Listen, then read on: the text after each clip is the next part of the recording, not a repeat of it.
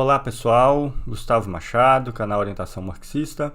Hoje um vídeo de respondendo comentários ao nosso último vídeo aqui no canal, da lista de reprodução de filosofia, totalidade dialética, aprendendo com Marx, onde nós passamos ali rapidamente pelos ciclos do capital, da circulação de capital, do início ali do livro 2 do Capital, o ciclo do capital dinheiro, o capital monetário, como hoje se traduz mais comumente, eu prefiro capital dinheiro, não vem ao caso, ciclo do capital produtivo, muito rapidamente capital mercadoria, mas apenas para ilustrar como que se dá o processo de construção de uma totalidade, como a dialética é um método que não se separa do conteúdo em que ela é aplicado, né? Não é um método pré-determinado que você aplica de fora, mas caminha internamente ao próprio conteúdo.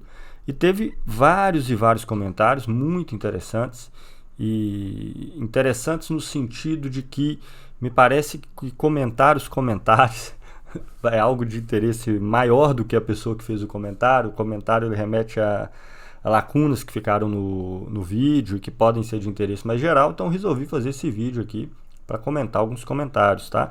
Não tirei aqui os nomes das pessoas, porque como não se trata de refutação, de críticas, pelo contrário, os comentários foram tão bons que eu resolvi fazer o vídeo e não senti a necessidade disso, de cortar o nome da pessoa e tudo. Mas então vamos lá, eu selecionei aqui alguns, tá? Não quer dizer que outros que eu não tenha selecionado não tenham sido tão bons quanto.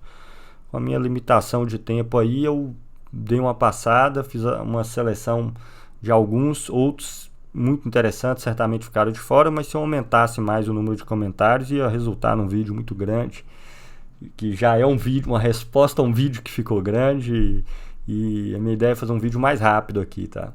Então vamos lá, mas eu fico muito feliz em ver o nível das perguntas. Claro que uma pessoa que está seguindo o canal há menos tempo, que começou a acompanhar agora e por acaso caiu no vídeo anterior, pode sentir dificuldades e teria outras perguntas que seriam igualmente relevantes, porque não tem pergunta boba, né? A pergunta faz parte do processo de aprendizado. Pelo contrário, deixar de fazer a pergunta e avançar é que é um problema. Mas eu fico feliz porque eu vejo também a quantidade de pessoas que vêm acompanhando o canal já há algum tempo e acredito que tem servido aí de alguma coisa, tem auxiliado de algum modo, né? Então, mas aí eu fiz algumas seleções, vamos direto. O primeiro que eu vou comentar aqui é o comentário aqui do Jonathan. Ele escreve: ótima explicação, parabéns. Esse vídeo também desmonta o delírio até de alguns ditos marxistas, aonde chegamos em um estágio onde impera o D de linha, né? O dinheiro que gera mais dinheiro. O capital todo poderoso, agora com vida própria e autorreprodução, pobre dos humanos trabalhadores comuns, nem mais a força de trabalho conseguiriam vender capital sem extrair mais valia. Sem falar os que tratam as tecnologias também como algo à parte da relação social do trabalho. Entendi o absurdo disso tudo? A minha impressão é que totalmente, Jonathan. Esse realmente é o processo, né? Não sei se vocês repararam que naquele vídeo, quando eu descrevo dinheiro que se compra mercadorias, que na verdade são meios de produção e força de trabalho, que vão para dentro do processo de produção, que resultam em mercadorias já valorizadas, que vão ser trocadas por dinheiro valorizado, né? O D linha, é o ciclo do capital industrial, né? É o ciclo do capital industrial em que o que caracteriza o capital industrial? É o momento da indústria isolado, o momento da produção? Claro que não. É o ciclo inteiro do capital industrial, né? Qualquer indústria ela vai ter que comprar meios de produção e força de trabalho no mercado, vai ter que depois eles vão ser consumidos dentro da indústria, né? A força de trabalho é consumida através do trabalho, que consome os meios de produção, cria uma nova mercadoria que vai ser vendida. Então o capital industrial ele se caracteriza por ter todos esses estágios, né? O estágio, todos esses momentos, passar pelos 3 estágios. E tem outros tipos de capital, como por exemplo, para dar um exemplo mais simples aqui, tá? O capital bancário, o capital portador de juros, é D de linha. Dinheiro que gera mais dinheiro, né? O capital comercial não tem o momento da produção, né? Você compra a mercadoria que você compra no primeiro estágio, ela vai ser só revendida no outro estágio, não tem produção. Os próprios serviços, onde você tem o primeiro estágio da compra, você tem produção, mas não resulta em milhinha. Resulta em, né, o trabalho, nesse caso, é vendido diretamente com mercadoria, a atividade é vendida diretamente com mercadoria, resultando diretamente em delinha. Então, todas essas formas do capital bancário, comercial, serviços, elas, de uma forma ou de outra, não vou entrar aqui nos detalhes, ela extrai o seu valor do capital industrial. Então, quando a gente está tentando entender a sociedade, o capital industrial cumpre um papel fundamental aí. Tá? Observem que a abstração que Marx faz nos livros 1 e 2 não é do capital no geral. Ele até namorou com essa noção antes. É do capital industrial. E os outros capitais vão extrair valor do capital industrial, ainda que para fazer funções necessárias para o capital. O capital precisa do comércio, precisa do setor portador de juros, né? E por aí vai. Então, veja que, para os economistas correntes, D e produzir o D', pronto, é tudo igual. Né? A contabilidade do PIB é assim. A contabilidade do PIB pensa muito em dupla contabilidade, mas dupla contabilidade no sentido de não contabilizar o capital que é produzido, o meio de produção que é comprado pela empresa, para não ser contabilizado duas vezes, na empresa que produziu o meio de produção e na que comprou. Né? Nesse sentido, eles se preocupam. Mas como eles não analisam o processo social em sua totalidade, olha só o que acontece. Os juros que o banco ganha, que permite ao banco acumular, o D de linha, o linha e os juros, eles não percebem ou não se preocupam com o fato de que esses juros ele é produto da divisão da mais-valia que foi produzida pelas empresas do capital industrial e mesmo outros setores com mais mediações. Eles não preocupam com isso. Saiu de D, saiu D', esse D' é valor adicionado e está no PIB. E como diz o Jonathan aqui, mesmo alguns ditos marxistas, né? Que hoje se esforçam, por exemplo, por negar que o proletariado industrial tenha qualquer especificidade frente a qualquer outro, já que todos eles fazem parte do processo de produção do capital. Mas quando a gente fizer o curso do livro 2 do Capital, a gente vai sair com detalhe, esse esquema dos múltiplos capitais vai sair tudo no anuário estatístico do ILAESE, que já está caminhando para o final da diagramação. Já falei sobre isso aqui, vai ter muito material sobre esse anuário. Lá tem um artigo inicial, introdutório, de minha autoria, onde eu explico essa relação entre os múltiplos estratos do capital. Tá? Outra coisa importante que o Jonathan coloca aqui é as pessoas que tratam a tecnologia como se a tecnologia torna o trabalho humano mais produtivo. Mas ela não joga fora o trabalho humano e você só tem tecnologia fazendo as coisas, né? Então a tecnologia não é analisada, né? Os meios de produção, máquinas, equipamentos, robôs, não são analisados na sua relação com quem os opera e os produz. Né? Ainda que supostamente um robô faça 95% das atividades, ele foi produzido por alguém e ele tem que ser operado por alguém. Né? Ainda que as pessoas extrapolem isso, também vai sair no anuário estatístico de Laes, vocês vão ver que as grandes empresas do mundo, nas últimas décadas, elas não têm reduzido o número de trabalhador, têm crescido. Claro que muito por centralização de capital, mas é outro debate. Mas, a eliminação dos trabalhadores por máquina está muito avançada, mas não é o que muitas pessoas pensam, né? Hoje, toda grande empresa do mundo aí, de ponta mesmo, tem mais de 100 mil trabalhadores, tá? Mas é uma ótima questão. Outra que eu achei interessante aqui também, o Cairan, ele coloca, poderia ter abordado com maior ênfase o porquê do ciclo do capital-dinheiro parecer ser mais natural do que os outros ciclos. Você tem total e absoluta razão, Cairan. Isso ficou negligenciado na minha exposição. Parece que Marx escolheu arbitrariamente iniciar pelo ciclo do capital-dinheiro, que é aquele que começa com D, né, com dinheiro. E não foi arbitrário, porque no modo de produção capitalista, o processo de fato só pode começar com capital adiantado pelo capitalista. Se o capitalista não adianta o seu capital, não vai ter compra de meios de produção e força de trabalho, não vai ter processo de produção e esse D não vai se valorizar. Se ele aplicar, por exemplo, em um lugar e não em outro. Então, do ponto de vista da operação, do controle, do poder do processo, tudo começa com D. Né? Então, quando Marx inicia pelo ciclo do capital-dinheiro, e aí veja a importância da exposição dialética, não foi uma escolha arbitrária, subjetiva de Marx, ele tinha que começar por ali. Só que, óbvio, né, esse circuito que começa no capital-dinheiro também produzem várias mistificações, várias aparências, várias falsas conclusões. Parece, por exemplo, que o D engendra todo o processo produtivo. que é ele que o faz. Veja que se vocês pararem para pensar o quanto que isso é absurdo. Né? O processo produtivo são feitos por pessoas, evidentemente, não é feito pelo dinheiro. Mas como esse processo feito por pessoas só pode começar com o D, parece que o D é o motor, é a causa eficiente, o dinheiro que o capitalista adiantou, o capital adiantado. Né? Mas, então, parece a forma mais natural, e em certo sentido, ele é a forma mais natural no sentido de que quando nós olhamos para o processo produtivo, nós vemos o que? De fato, um processo que se iniciou com o capitalista adiantando o seu capital. Mas não o é do ponto de vista de que esse D é capaz de explicar todo o resto. Né? Só para vocês verem, o processo de produção capitalista ele se generaliza na sociedade e domina há poucos séculos, e o dinheiro é usado há milênios. Né? Você vê que ter dinheiro não significa que vai existir um processo de circulação de capital. Tá? Se o dinheiro é usado como mero mediador das trocas, por exemplo, ele não atua como capital. Então, suponhamos um monte de camponeses e artesãos independentes que produzem e trocam por dinheiro. O dinheiro aí não está iniciando nenhum processo de acumulação de capital e não se tem circulação de capital. Percebe? Então, é realmente muito importante a questão colocada pelo Cairan aqui, e eu deveria ter dado mais ênfase nisso.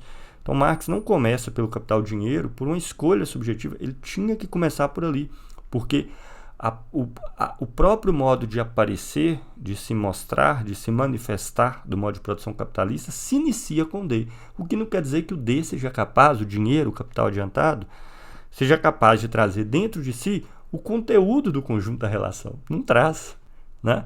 Veja que loucura. Se eu isolar as partes, dinheiro, mercadoria, produção, nenhuma delas explica o processo. É o processo que explica as partes que os constituem. A relação aqui não é um produto de coisas substanciais. A relação se torna substancial e as coisas se tornam um momento da relação que só ganha sentido dentro dela. Isso tem profundas implicações filosóficas, mas não vou entrar em detalhes sobre isso não. Isso aí é o virar do avesso, por assim dizer, as categorias de Aristóteles inteira. Mas fica aí para um outro momento. Ainda vou falar sobre esses temas aqui. Tá? Marcelo, de Itaperica. Marcelo, coloca aqui. Cara, é interessantíssimo quando você mostra que o capital-dinheiro, o ciclo capital produtivo e o capital mercadorias têm as mesmas etapas, mas o resultado é diferente. Creio que aí está a síntese da ideia de dialética, pois sem analisar concretamente as fórmulas, muitos diriam que os resultados de ambos os ciclos, por terem as mesmas etapas, é o mesmo. Ou seja, a depender do ponto de vista que se analisa o resultado, é diferente, e nisso consiste um exemplo de dialética. Marcelo, eu fiquei muito feliz de ler isso aqui, porque essa é uma das principais mensagens que eu queria passar naquele vídeo. Não é nem tanto a explicação dos ciclos ainda, que isso vai vir já no curso do Capital, início do livro 2, com mais detalhes. Veja que as etapas são as mesmas. Né? Quais etapas se constituem cada um daqueles 3 ciclos que a gente comentou, embora eu tenha comentado mais os 2 primeiros? As mesmas etapas. Né? O momento da compra de mercadorias e força de trabalho, o momento da produção e o momento da venda das mercadorias oriundas da produção. E todos os ciclos do capital-dinheiro, do capital produtivo e do capital-mercadoria, têm exatamente esses mesmos estágios. Só que quando você assume um ponto de partida e um outro ponto de chegada, você muda completamente o significado. E só tem um adendo a fazer aqui, que não é nenhuma divergência não, é uma complementação mesmo ao que você colocou. Só diminuir um pouquinho aqui. Isso, cortando um pouquinho aqui. Só complementaria aqui o seguinte, né? O ponto de vista que você analisa aqui não é um ponto de vista subjetivo, tá? Muito cuidado com isso. Então não é o olhar, assim, cada um tem o seu olhar, individualmente, subjetivamente. Quem pensa assim, outro debate, mas aqui não tem nada a ver com isso. São pontos de vista, perspectivas objetivas do processo. Né? Eu posso ver aquele processo de circulação do capital tomando como referência principal o capital dinheiro ou monetário. Eu vou ver uma coisa, quando eu tomo como referência o capital produtivo, eu vejo outra coisa completamente diferente. Quando eu tomo como referência o capital mercadoria, eu vejo outras completamente diferentes. E todas elas fazem parte do mesmo processo, estão simultaneamente presentes. Ainda que não Da mesma forma, por exemplo, o fato do dinheiro iniciar o circuito do ponto de vista que eu falei no comentário anterior é importantíssimo. Significa que, de fato, o processo de produção está sobre a égide de um capital que é adiantado visando a valorização. O objetivo do processo modo de produção capitalista não é o consumo. Só que o que o segundo ciclo lá me diz?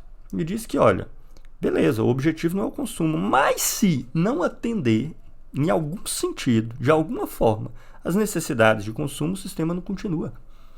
O dinheiro não tem autonomia. Percebe como as coisas vão sendo... Inclusive as conclusões que a gente chega, quando a gente estuda o texto até determinada parte, elas depois vão ser negadas, mas não é uma negação que simplesmente fala assim, está errado.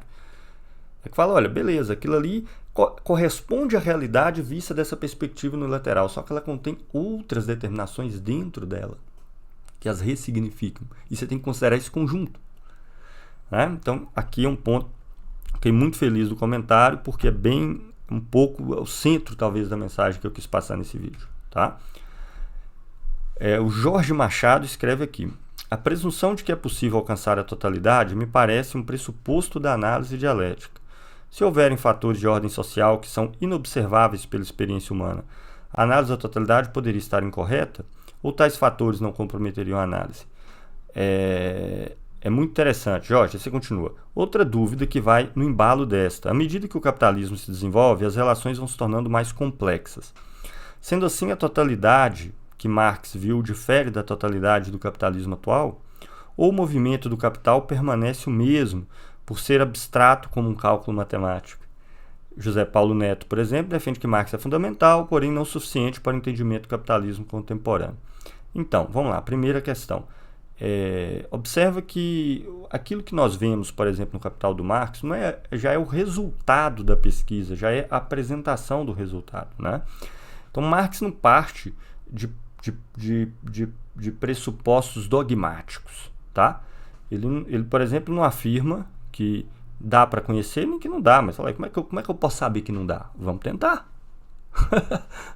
Vamos lá, vamos procurar entender as coisas com as suas relações internas. Se eu atingir no final o meu objetivo, eu publico a obra. Ou então talvez eu publique para anunciar os limites. Né?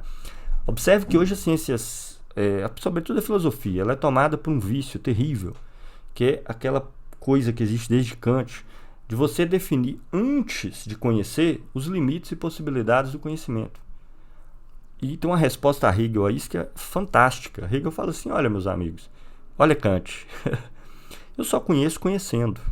Né? Não tem como eu determinar os limites e possibilidades do conhecimento antes e aquém do ato mesmo de conhecer. Né?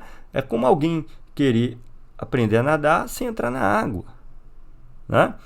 Então, veja, se é verdade que Marx não parte do pressuposto de que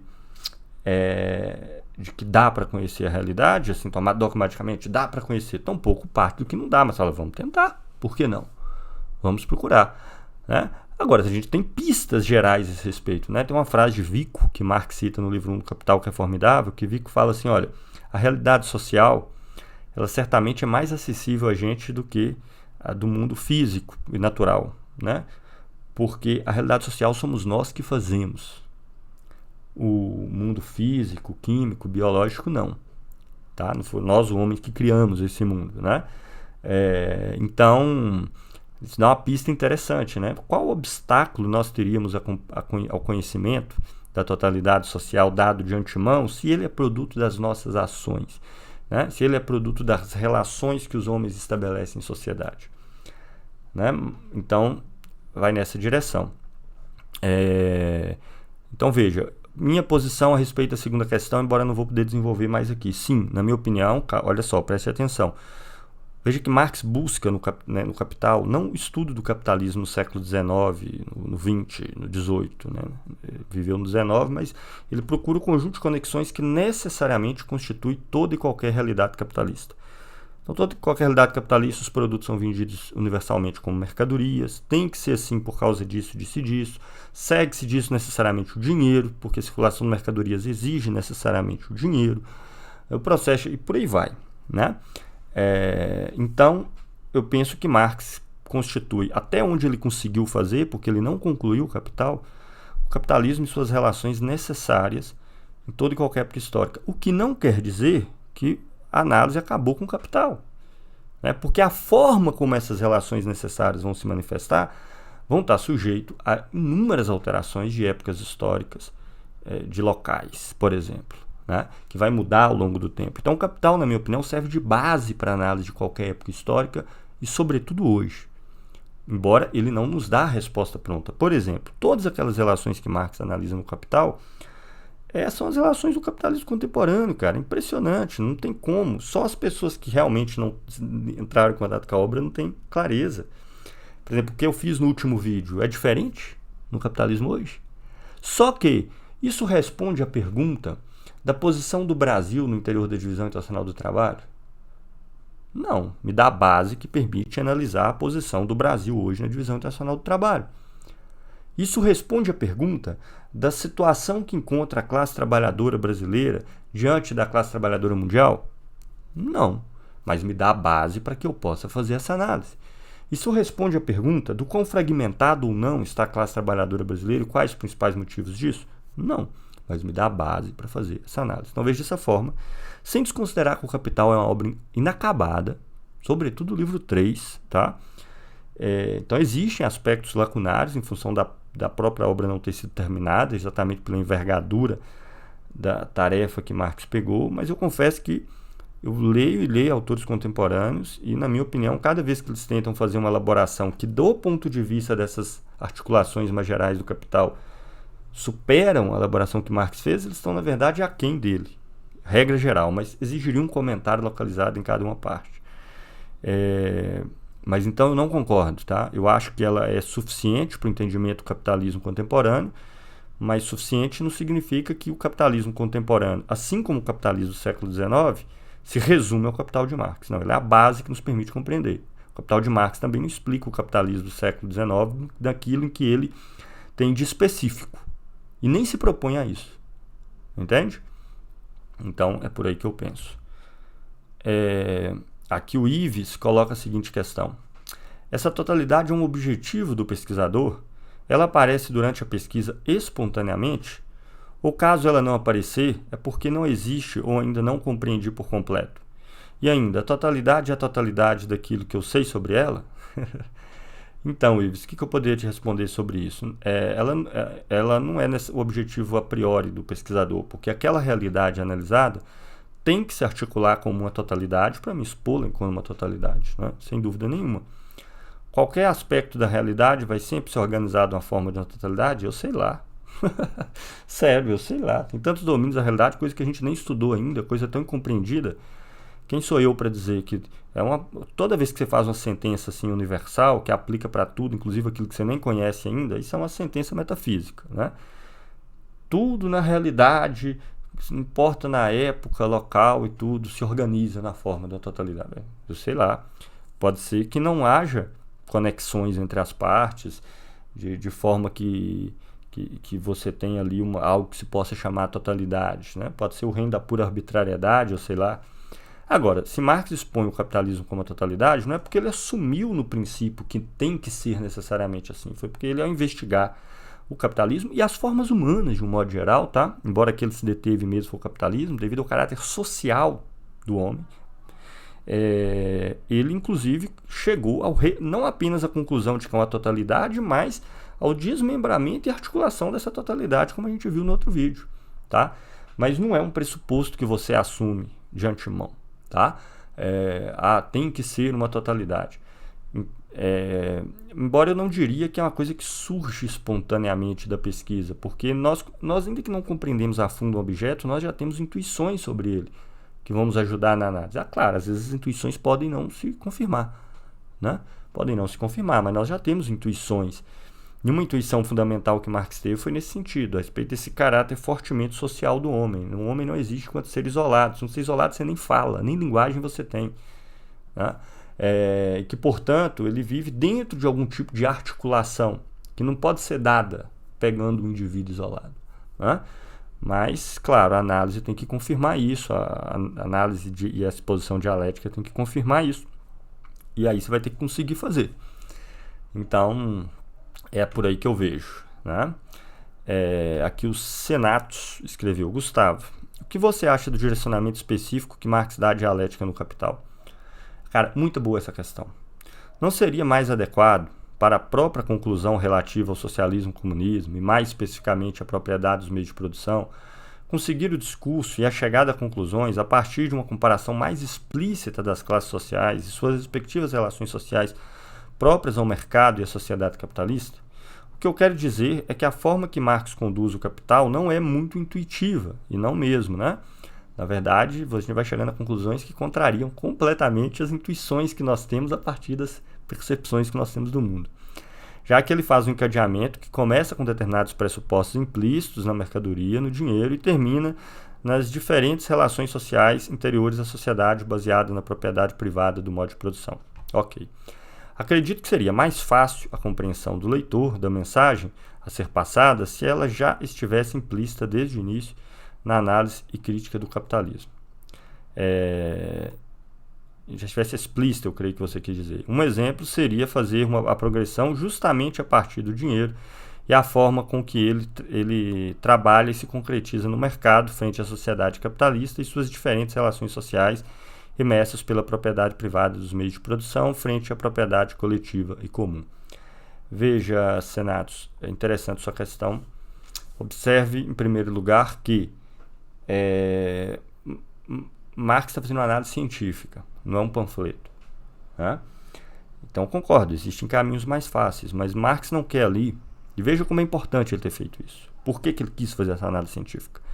Anunciar dogmaticamente uma conclusão que depois ele se procura argumentar a respeito daquilo que ele já afirmou no começo. Porque isso é o que mais contraria exatamente o que nós poderíamos chamar de método dialético, né? Entendido como esse método que forma e conteúdo não estão separados. Porque ele quer entender, ele quer não apenas apontar um caminho, mas ele quer mostrar a unilateralidade e a inefetividade, a impossibilidade de dar certo de todos os outros. Percebe? Então não é suficiente ele levar o leitor à conclusão de que o socialismo é legal. Ele tem que mostrar. Você vê que quando a gente faz aquela análise que a gente viu antes, a gente começa ali e fala, opa, análise do capital-dinheiro, aqui está as concepções mercantilistas. Depois, opa, aqui está as concepções da economia vulgar, da produção gera o consumo, por aí vai, né? Veja que ele parte daquilo que nós percebemos, as formas aparenciais, daquilo que a própria relação social nos mostra. Ele não tem uma noção de essência que se separa da aparência no sentido assim, você tem as aparências aqui e uma essência lá no oculto, profunda, que só o pensamento do autor, né, conseguiu atingir. Não. Essa essência é a aparência, mas a aparência na sua articulação real. Entende? Nas suas relações, nas suas determinações mútuas. Isso é fundamental, porque Marx nos indica um caminho não apenas de qual a saída diante do que nós estamos vivendo, né? Mas como nós mostramos a unilateralidade, a impossibilidade de dar certo de todas as outras perspectivas. E ele fez isso justamente porque ele se propôs a fazer esse percurso. É capaz de fazer isso justamente porque ele se propôs a fazer esse percurso. Né? Então, para pegar alguns exemplos que você deu, se você parte do dinheiro, você já está criando uma mistificação, porque o dinheiro não faz sentido sem a mercadoria. Né? Dinheiro sem mercadoria não faz nenhum sentido. Porque o dinheiro só existe porque existe circulação de mercadorias. Então, objetivamente, a realidade exige que você comece para ali se você internamente quer mostrar o que essa sociedade é. Seus limites e suas possibilidades. Então, eu não sei se eu me fiz compreender, mas então, existem caminhos mais intuitivos? Existem. E podem até ser utilizados em certas palestras, em certas propagandas, dependendo do objetivo. Tanto que o manifesto tem uma estrutura diferente, tá? E eu não acho que se Marx fosse escrever um manifesto, acho que ele até alteraria algumas coisinhas se ele fosse escrever depois, mas não acho que ele alteraria radicalmente a estrutura do manifesto. Agora, ele só conseguiu escrever o manifesto porque mesmo em 48 ele já tinha uma noção dessas coisas que depois ele vai se aprofundar. Como escrever, como mostrar que aquelas outras coisas não são efetivas, como mostrar aquela saída. Para isso a gente precisa de ter essa compreensão que Marx se esforçou em fazer ali. Então, eu estou convencido que, inclusive, para a intervenção na realidade tem sido sua transformação, é fundamental que ativistas marxistas se apropriem do capital o máximo que conseguirem. Não para explicar o capital para o mundo, óbvio que não, mas para compreendendo o capital e as ilusões que eles produzem, saiba como intervir diante das pessoas que são iludidas por ele. Para você atacar as ilusões que o capitalismo produz, você tem que entender como o capitalismo produz essas ilusões. Eu acho que essa é a chave da sua questão, tá?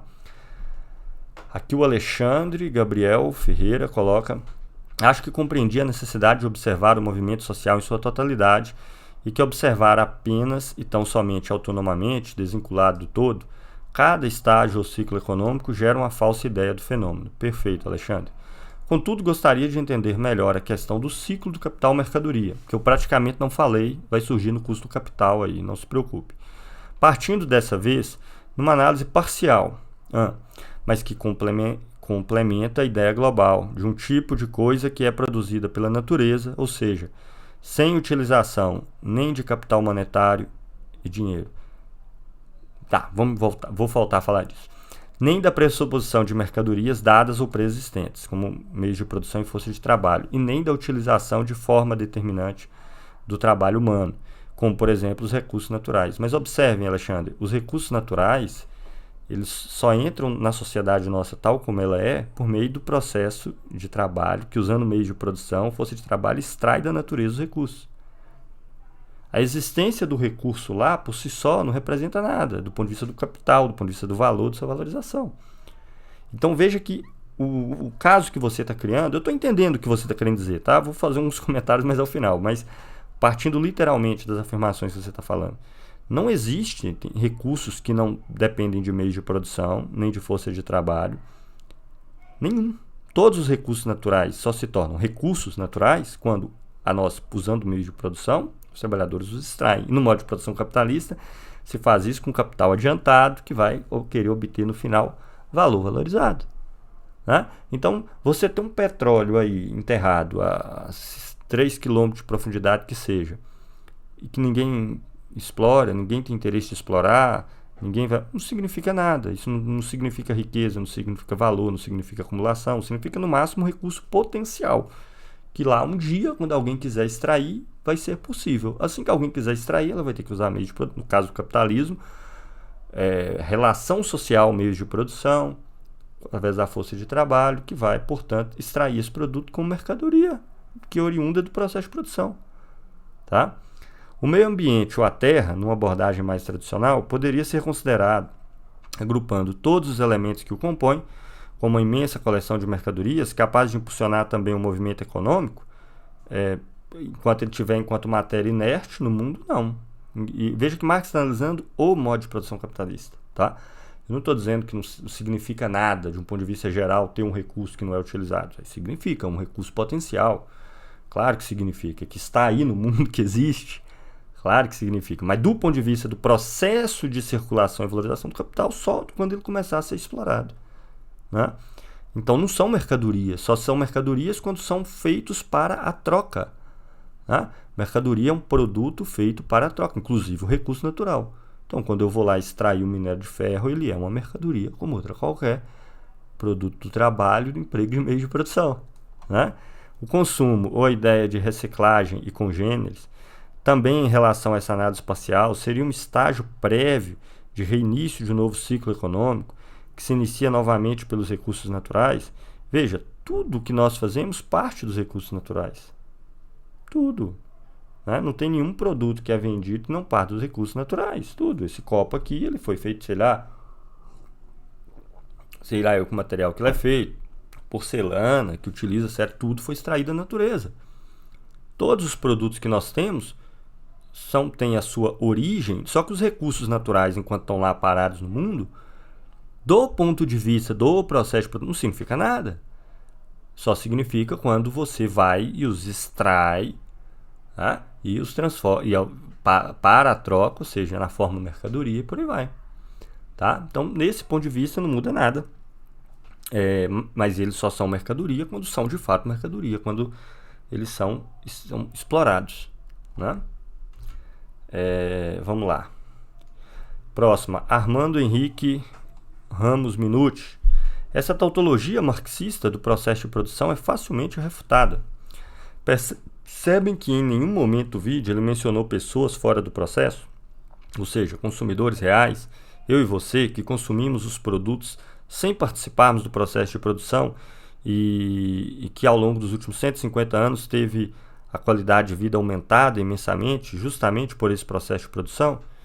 É claro que eu não mencionei, Armando, porque a parte que eu peguei ali do capital dinheiro e do capital produtivo é exatamente a parte que precede o exame da renda dos consumidores, que se inicia no capital mercadoria e é objeto todo o livro 2 capital. Então, na verdade, a tautologia do processo de produção é a tautologia de Smith, de Jean-Baptiste Say, dessa turma toda, que Marx, inclusive, vai criticar veementemente nesse livro. E aí, a partir já do capital mercadoria, a análise da renda dos consumidores entra no palco.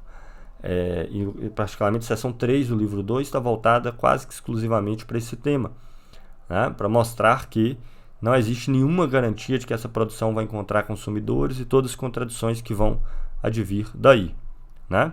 Então, como Marx criou a própria tautologia, na verdade foram os economistas clássicos liberais que criaram, e Marx está criticando essa tautologia nesse livro, que supostamente representa o mundo real na sua totalidade. Pelas palavras do próprio Gustavo, ele criou a própria armadilha para seu pensamento e esqueceu de acrescentar o resto dessa totalidade. Claro, o resto que eu não apresentei ali, porque para exemplificar certos aspectos da dialética e do que significa uma totalidade, eu peguei os ciclos do capital dinheiro e do capital produtivo, parei logo no início do capital mercadoria, senão o vídeo ia ficar 2-3 horas, depois eu vou falar de tudo também no custo capital. E essa questão do que você chama das pessoas que estão de fora do processo e que são meramente consumidores reais é um tema central do livro 2. Simplesmente isso, tema central. E que, sobretudo, na seção 3. E quem esqueceu isso é os adeptos liberais da lei de Say, que acha que você, ao produzir, você vai gerar aquela massa de renda necessária para consumir o que foi produzido. Antes que apareça um chato aqui falando... A produção não produz o consumo, ele não produz no sentido de que se produzir isso vai ter necessariamente consumidor, mas que vai ter a massa de renda necessária para o consumo, Então, na verdade, isso que você está criticando aqui aplicado a Marx, porque você tomou um pouco apressadamente o trecho que eu peguei para expor como se fosse o conjunto, é exatamente o que Marx vai criticar nessa obra. E você fez a crítica aos liberais. Pronto. Engraçado, eu acho que eu fiquei com a impressão de que eu saltei alguma coisa aqui. Não, é isso mesmo. Então é isso aí, gente. Eu acredito que essas perguntas vão acrescentar algo a todo mundo que assistiu o vídeo. Mas o tema continua, O curso, comecei a fazer os slides do capítulo 24. Para terminar o livro 1 do Capital, nós vamos iniciar aí o livro 2. O mais rápido que eu conseguir. E vamos fazer o livro 2 inteiro, O que vai ser muito importante. Não é à toa eu quis fazer esses adiantamentos também, embora o centro aqui não fosse a análise do livro, que ele é fortemente negligenciado, cara. O livro 2 é importantíssimo. E é sob certo sentido mais difícil. Sob certo sentido, É o de leitura mais seca, que uma leitura desatenta, ele teve um comentário que eu achei muito bom também, que eu devia ter colocado. Alguém falou, poxa, quando você olha essa parte inicial dos ciclos, parece que é tudo óbvio. Aí a pessoa escutou o que eu falei no último vídeo e falou que viu que não era óbvio. Eu falei, já valeu a pena ter feito. Porque o livro 2 tem esse problema. Muita coisa que o Marx está falando ali parece que é óbvio, mais simples do que ele está mostrando, mas não é. Por isso que ter atenção aos detalhes é importantíssimo no estudo do Capital de Marx. Mas é isso. Fico por aqui, tá joia? Espero que tenha agregado aí nesse comentário aos comentários, que foram, aliás, muito bons, ao último vídeo que eu fiz na lista de reprodução de filosofia. Não esqueçam aí de dar o like, fazer outros comentários, colocar outras dúvidas. Eu estimulo esse tipo de comentário, Por vezes eu não tenho tempo de ver com calma, mas me esforço. E sempre que há possibilidade, e eu acho que o responder comentários vai agregar o conjunto, eu faço vídeos de respondendo comentários como esse. Então, um abraço aí, até o próximo vídeo. Aí uma coisinha, eu vou viajar nos próximos dias, mas vai sair no final de semana um vídeo de cortes de uma live que eu fiz sobre o tema do fascismo. Acredito que vocês vão gostar, Vai sair aí no final de semana. A gente está trabalhando aqui no canal, pegar várias lives que eu sou convidado por aí, com temas que às vezes eu nunca abordei aqui, e fazer alguns cortes para fazer uma síntese e publicar aqui no canal Orientação Marxista. Então, deve ser publicado nesse final de semana. Então, não esqueça aí de compartilhar, se inscrever, dar like, comentar, seguir nas redes sociais. Vamos tentar atingir 10 mil seguidores lá no Facebook, estou nessa meta. E é isso aí. Um abraço. Até o próximo vídeo.